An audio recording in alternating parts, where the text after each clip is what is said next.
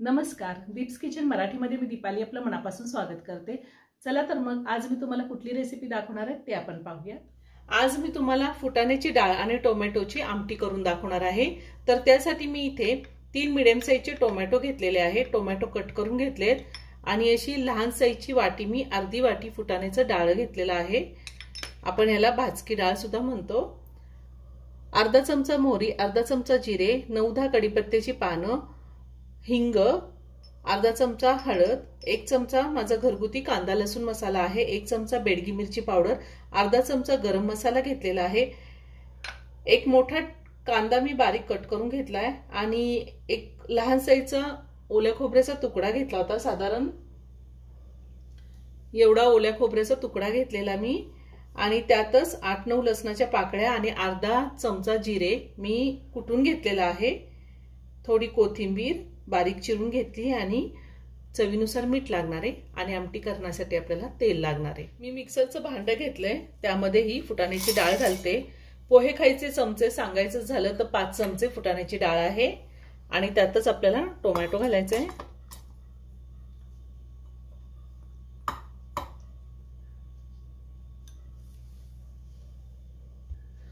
पाणी न घालताच आपल्याला ह्याची पेस्ट तयार करून घ्यायची आहे। मी टोमॅटो आणि डाळीची पेस्ट तयार करून घेतलेली आहे। आता आपण आमटी करूया। मी गॅसवर कढई ठेवली, त्यामध्ये 2 चमचे तेल घातले। तेल गरम झाले, त्यात मोहरी आणि जिरे घालूयात। जिरे मोहरी तडतडले, त्यात हिंग घालूया। त्यातच आपल्याला बारीक चिरलेला कांदा घालायचा, कढीपत्ता घालूया। कांदा आपण 2 ते 3 मिनिटं चांगला परतून घेऊया।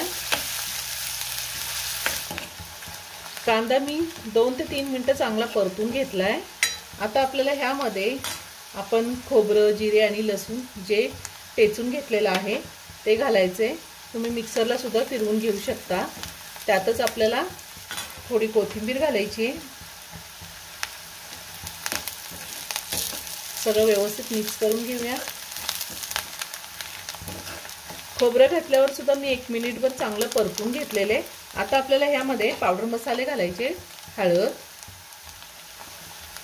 कांदा लसूण मसाला, तिखटाचं प्रमाण तुम्ही तुमच्या आवडीनुसार कमी किंवा जास्त घेऊ शकता, बेडगी मिरची पावडर आणि गरम मसाला। आता पुन्हा सगळं व्यवस्थित मिक्स करून घेऊया। आता ह्यामध्ये आपल्याला थोडं पाणी घालायचंय, म्हणजे आपण जे पावडर मसाले घातले ते जळणार नाही। अगदी थोडं पाणी घातले मी। पुन्हा सगळं व्यवस्थित मिक्स करून घेऊया। आता आपण टोमॅटो आणि फुटाण्याचं डाळ जे मिक्सरला बारीक करून घेतलेले ते घालायचे आणि पुन्हा चांगलं तेल सुटेपर्यंत परतून घ्यायचे। मी ह्या आधी सुद्धा खूप साऱ्या veg non veg recipe upload केलेल्या आहेत, त्याची लिंक मी डिस्क्रिप्शन बॉक्समध्ये दिली आहे, तुम्ही पाहू शकता। अजूनही तुम्ही माझे चॅनल सबस्क्राइब केलं नसेल तर नक्की सबस्क्राइब करा आणि शेजारील बेल आयकन क्लिक करा, म्हणजे मी ज्या रेसिपी अपलोड करते त्याचं नोटिफिकेशन तुम्हाला मिळेल आणि तुम्ही माझ्या रेसिपी बघू शकाल। जोपर्यंत टोमॅटो आणि हे फुटाण्याचं डाळ परतून होतंय तोपर्यंत मी साईडच्या गॅसवरती पाणी गरम करायला ठेवलंय। मी 2 मिनिटं चांगलं परतून घेतलेलं आहे, छान तेल सुटले। आता आपल्याला ह्यामध्ये पाणी घालायचे, पाणी गरम करूनच घ्यायचे। तुम्हाला आमटी किती पातळ किंवा घट्ट हवी आहे त्या अंदाजे पाणी घालू शकता। मी साधारण 2 ग्लास पाणी घातलेलं आहे। आता पुन्हा सगळं व्यवस्थित मिक्स करून घेऊया। मी हे सगळं व्यवस्थित मिक्स करून घेतलेलं आहे। आता आपल्याला ह्यात चवीनुसार मीठ घालायचे। पुन्हा सगळं व्यवस्थित मिक्स करते आणि ही आमटी आपल्याला चांगली 3 ते 4 मिनिटं उकळून घ्यायची आहे। साधारण 3 ते 4 मिनिटं मी आमटी चांगली उकळून घेतलेली आहे।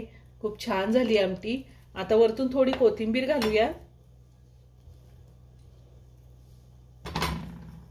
पुन्हा सगळं व्यवस्थित मिक्स करून घेते आणि आमटी मी एका बाउलमध्ये काढून घेते। तयार झाली फुटाण्याची डाळ आणि टोमॅटोची आमटी। खूप छान झालेली आहे आमटी। ही आमटी आपण भातासोबत किंवा बाजरीची भाकरी, ज्वारीची भाकरी कशासोबतही खाऊ शकतो। खूप छान लागते। तुम्ही नक्की करून पहा। व्हिडिओ जर आवडला तर व्हिडिओला लाईक आणि शेअर करायला विसरू नका। रेसिपी आवडली असेल तर कमेंट करून नक्की कळवा। पुन्हा भेटूया अशाच एका छानशा साध्या आणि सोप्या रेसिपी बरोबर। धन्यवाद।